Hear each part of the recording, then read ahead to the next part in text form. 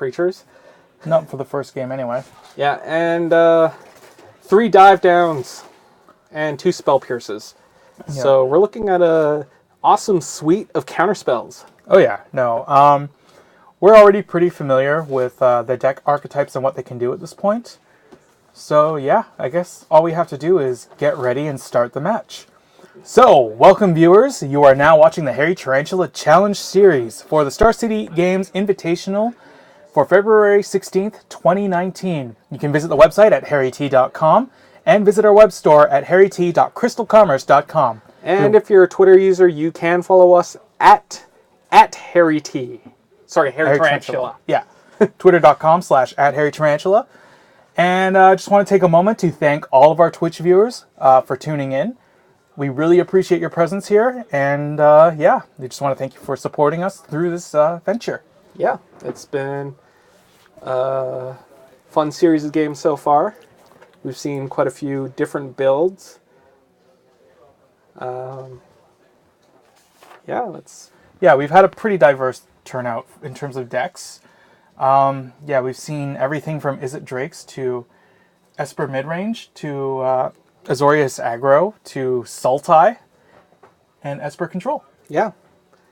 Esper control seems to be a general favorite for the archetypes. We've seen quite a few of those, and a couple of them has, as you have seen, have made it to the top 8.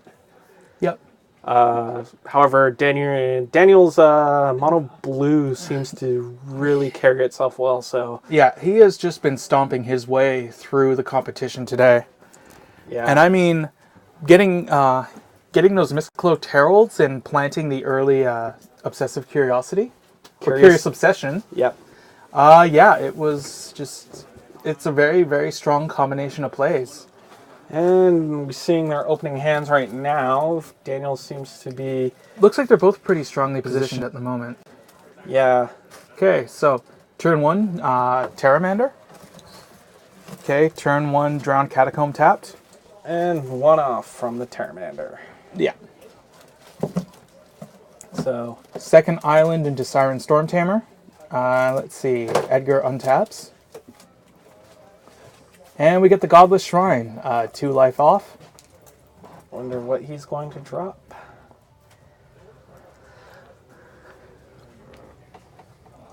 Oh. Coming up for another 2 damage. Yeah, there is no wasting time here. Daniel's just going straight for the aggro, trying to get in as much damage as he can. I mean, it's worked for him. Yeah. He's applying a lot of pressure right now. And we get the second Storm Tamer.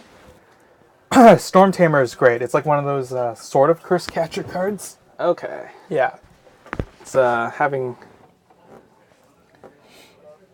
It can really make a mess of an opponent's plans if they're not prepared. Yeah, so... 4th island, and we've got 3 more damage coming down the pipe. I don't know what's going on here. And Edgar doesn't appear to have like a play lined up at the moment. Yeah. Okay, so he goes Drowned Catacomb. Let's see what we get. And the opponent untaps. Yep. Daniel going in for the usual weenie swing. Yeah, so that's another 3 damage off the top. It's one of those things where you don't really notice how much it does right away. And the thing is that the Esper control tends to play pretty slow. Yeah, I mean, in this case, it looks like there's a lot of like baiting going on here. Because Daniel hasn't really committed to any major play. And there's a cast down to take down one of the merfolk. But he's doing enough damage where if left unchecked, it could get very dangerous. Yeah. Which is already happening as Edgar's already more than halfway below his starting life total. Yeah, I think playing that Watery Grave untapped. Was it Watery Grave that you played untapped, or was it the... Godless Shrine, yeah. Okay, so he goes in for the Thought Erasure, and Storm Tamer just moves in for the pay 1 or counter. And he refuses to pay.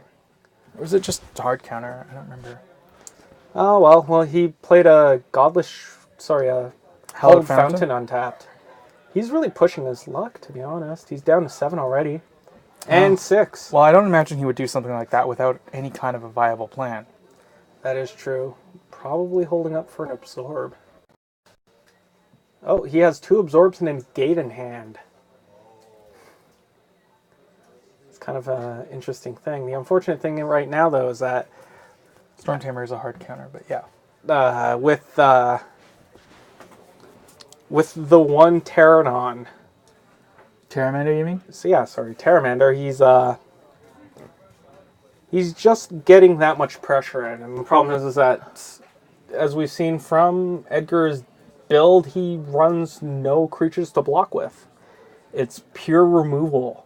Yeah, when your opponent's just playing 1-drops and leaving up like 4 or 5 lands untapped, there just isn't going to be a lot of room for maneuvering here. And he just didn't absorb, so he bought himself some time. That Mistcloak Herald just got eaten. He bought himself quite a bit of time there with that one. Yeah. Putting 3 steps reversed on the clock there. Yeah. On top of also slowing down Daniel's side by getting rid of that. Let's see. Can Daniel keep up the momentum? He's got 5 lands, just hit with Terramander again.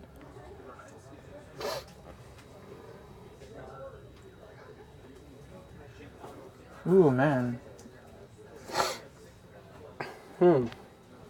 I would say that Daniel Fournier is the favorite to win this match at the moment, but I don't know. It could go either way. Edgar looks like he's stabilized, and he might be able to outlast the opposition. Is he going for... What's he doing here? Okay, Chemister's Insight. All right. So he's getting some card advantage there. He seems to favor the Chemister's Insight, running... how many? Running a full set, yeah. So he not only casts it... so he's going to his turn. He's got 9 lands on the battlefield. Passes the turn. 8. He's got 8 lands on the battlefield. I still cannot count to save my life. Yeah. Okay, Terramander goes in. So Edgar is not really getting above 10. No. And the problem is that Daniel Fournier hasn't really had the chance to really get any card advantage. Yeah. The last game there are no heavy hitters coming in. The thing is that Daniel doesn't really have all the protection that he needs, so Edgar's able to sort of keep that clock. Okay. And Terramander just got mortified off the field. Yep. Okay, so I guess he was... I'm a bit surprised that Edgar hasn't dropped his search. And he does. So I guess it appears you all were thinking the same thing. Yeah. That's a lot of Edgar's advantage has, as I've seen from his previous matches, has been his search for his Kanta. Yeah, both Edgar and Daniel have used that card to devastating effect. And so here we're coming down with a raw Wizard's Retort. It looks like if Edgar does his negate here, Daniel might have a negate in hand still. And it looks like he is going He's going for the negate. Yep. Don't forget, he's still got 1 absorb left. Yep. So, search is safe. It lands. 1 trigger, and it's going to turn into a Sunken Ruin, like right out the gate. Yeah, so, actually, I think it might need a couple triggers, but yeah. The thing is that this is the trickier part, because Edgar does run 4 absorbs to sort of keep his life total up. Well, I mean, also, they're just solid hard counters to have for any control deck. Yeah, the thing is that he's already burned 2 of them.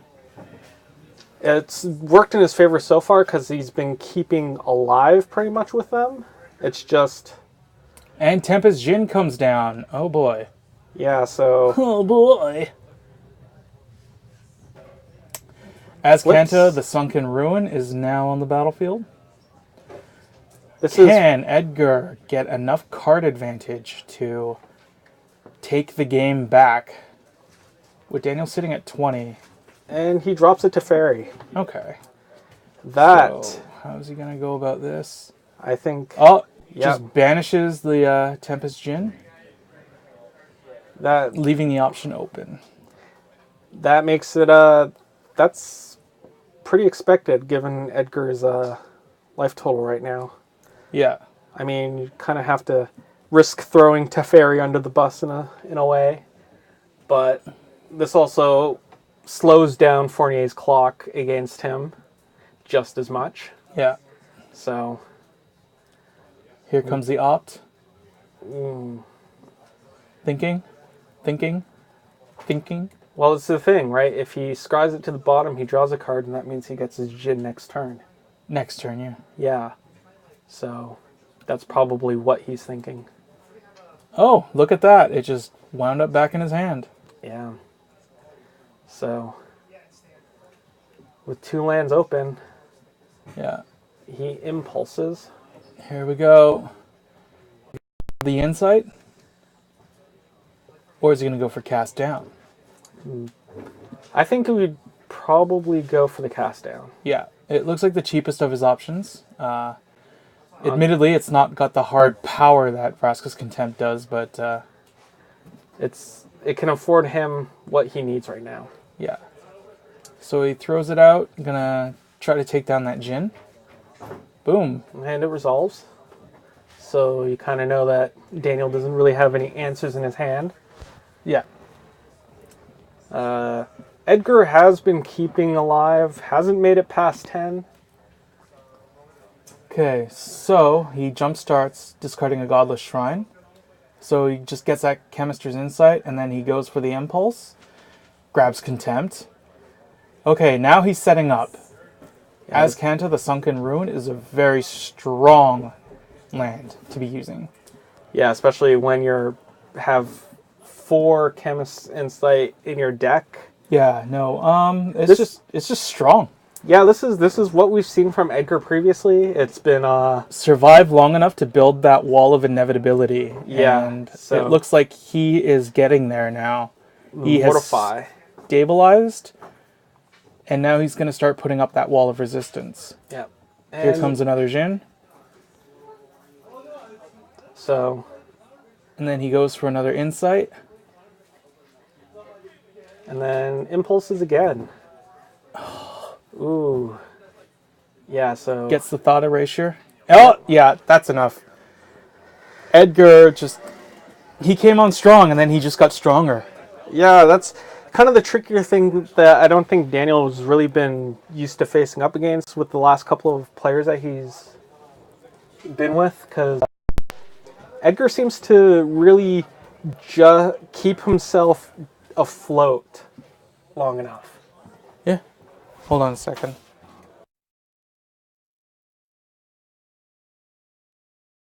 Yeah. So yeah, as we've noticed, Edgar is playing very strongly today. He managed to build up a wall of inevitability around which Fournier just couldn't break through, and it's just left him drawing dead at that point. Yeah, I think part of the problem is that Daniel never hit the Search for Azcantas. That usually is a card that he benefits from the most.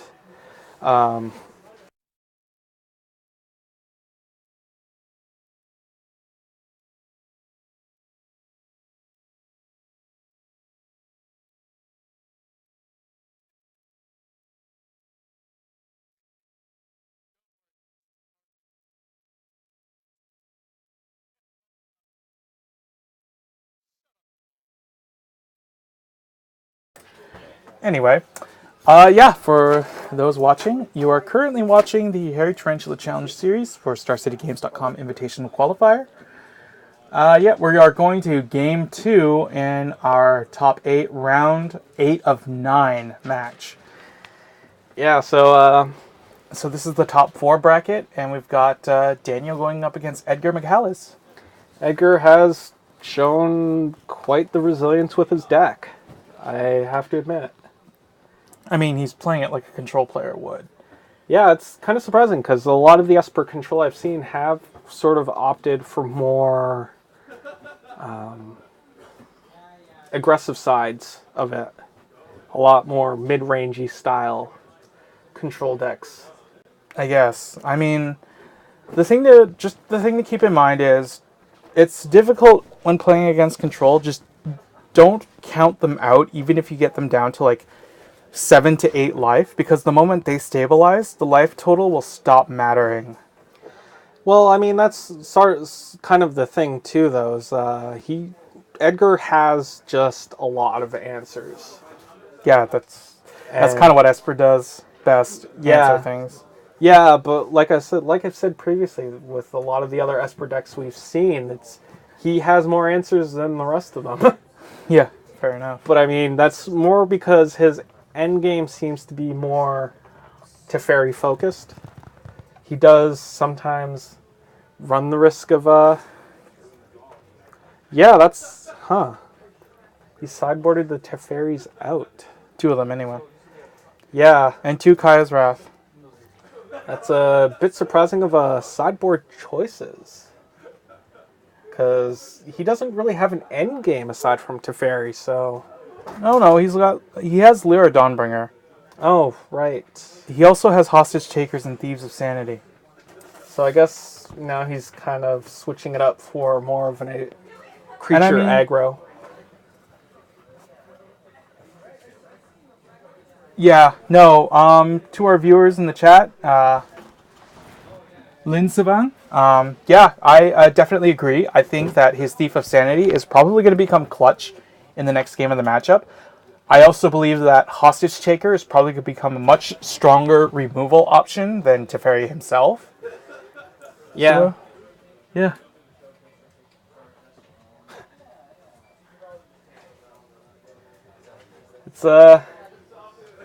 It's kind of an interesting... Guess we'll see how this plays out. Yeah, I do want to see how he handles with the Hostage Taker.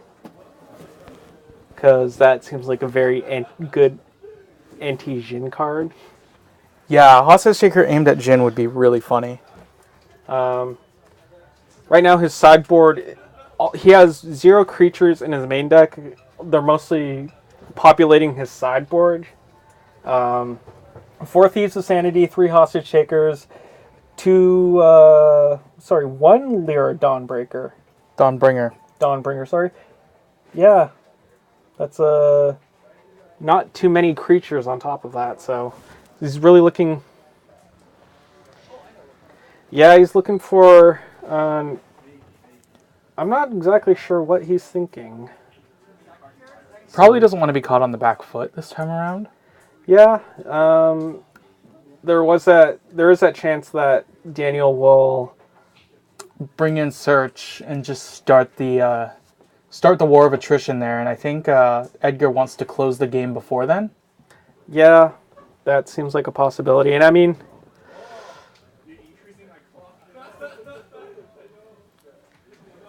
Man, we also have commentary from Lin Savan in our Twitch chat.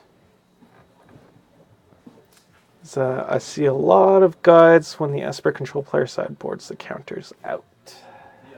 Yeah. All right, we are about to begin game 2 of the second round of our top 8. So we are in the top 4 bracket now. Daniel Fournier versus Edgar McGallis.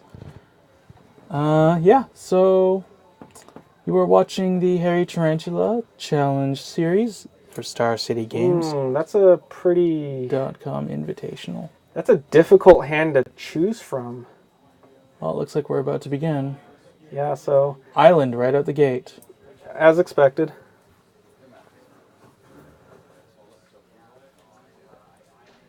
Focus and just kill all the boys and win with Teferi. Yeah. Giggity. Turn 1 duress. It's not surprised to see that. That is a lot of information. Yeah. We're looking at a negate, 2 Wizard's Retorts, A Trickster, and Chart a Course. Yeah. So the thing is that he only has 1 extra land in his deck, in his hand, sorry, right now. So he can only really counter 1 thing. Unless he draws into it. Yeah. This is a tough choice for Edgar. Yeah. Obviously, because it's just like it looks like it's really, his hand is really positioned hard to like fight Edgar. Yeah. Probably why he kept it. Yeah, And look at that. He drew the third land. Yeah, so... Yeah. So here we go. Now what I'm guessing is going to happen is he's going to flash in that Trickster end step. Yeah. Search. Yeah, search just came right out into negate. Okay, so he can't do the Trickster now. Yeah, that was probably a good move by Edgar there. Knowing that the negate was in. Yeah. Probably not the best to throw that out and have it countered, but...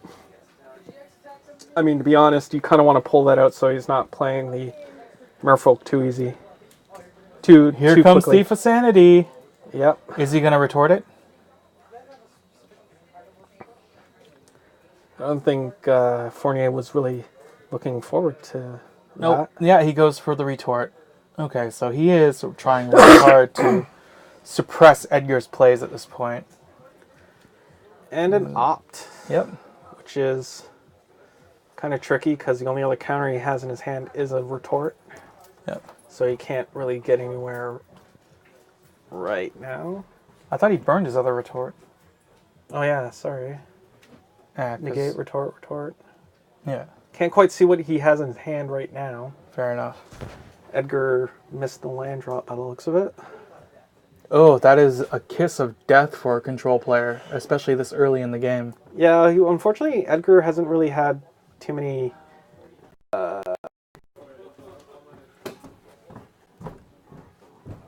Too many options to work from here. But he's still got the cast down. He's still got negates. So it's not like he's completely without recourse at this point. Oof. Cast down into dive down. Yeah. Down, down, down. Okay, and then here comes the obsessive curiosity. Curious obsession. And, yeah, that's usually Fournier's clutch. He gets a lot of... Here comes the Memorial to Glory. And then, yeah, so Merfolk Trickster hits in for another card draw.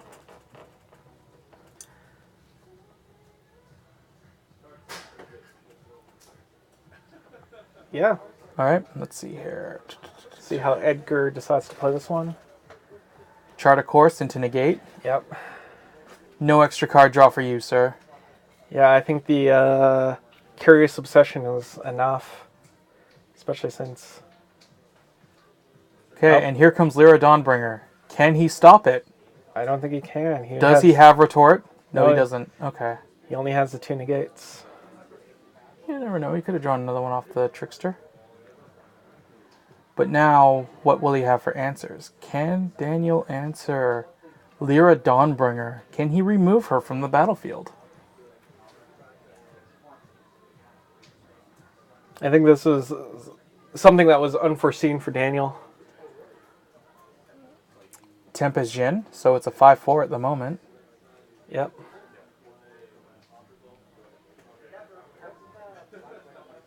And he refuses to attack, so he loses his Curious Obsession. Yeah. Which makes sense, to be honest. You kind of not getting anywhere with that except giving life to Edgar with that, so... Yeah, at this point he wants to stay squarely ahead, which is going to be difficult with Lyra Dawnbringer out there making a mess out of everything. Yeah, I mean, right now I think Daniel is hoping to find a 6th land. He's got it in hand, dude. Oh. Wow, my eyesight's going. I mean, to be fair, it was really difficult to see. Well, there you go. He got his 6th, which kind of gives the Jin a little bit of an advantage. Oh, man. Now they're playing the control game at this point. Yeah. Very Drago.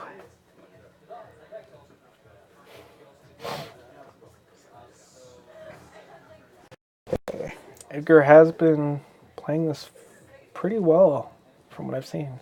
Yeah, just making sure to keep just above the water, as it were.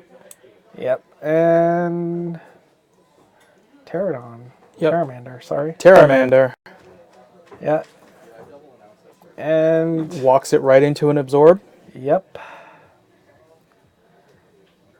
Wow, so Edgar, again, keeping himself above. Just above the wave of aggro. That Daniel seems to be Seems to have thrown at him, yeah. Yeah. So we've got Edgar sitting on 7 lands here. Going for the 8th. Yep. To Daniel's 6. Alright, so yeah, we've got 7th in hand.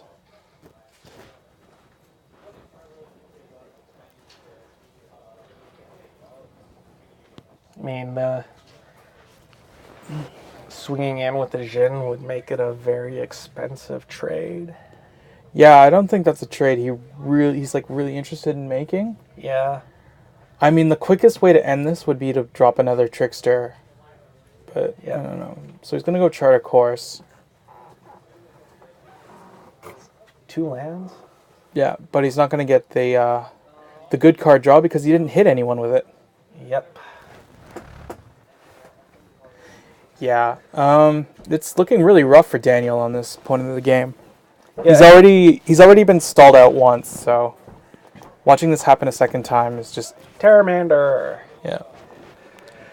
Joy. I mean, that reduced cost, given how many cards Daniel has pitched so far, Yeah. might give him a bit of an advantage. That Dawnbringer has staved off so much just with a single creature. She's just a giant blank. That's Yeah. all she is.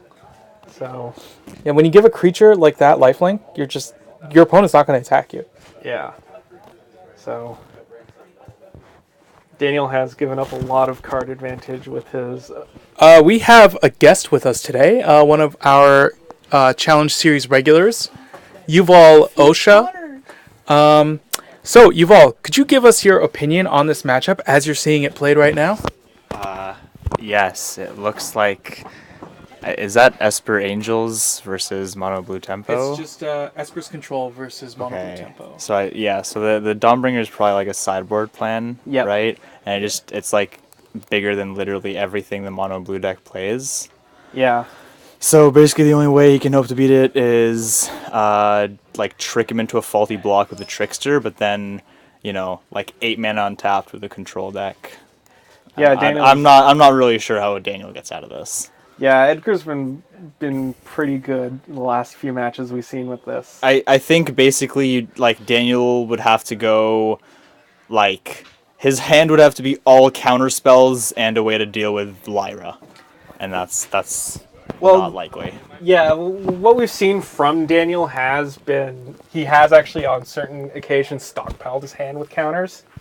Well, that's how to play the deck, right? Yeah, but it was mostly off of things like repeated ops and Search for Azcanta. Yeah, but also the deck doesn't play that many counters, right? So Here we go with Thought Erasure. yeah.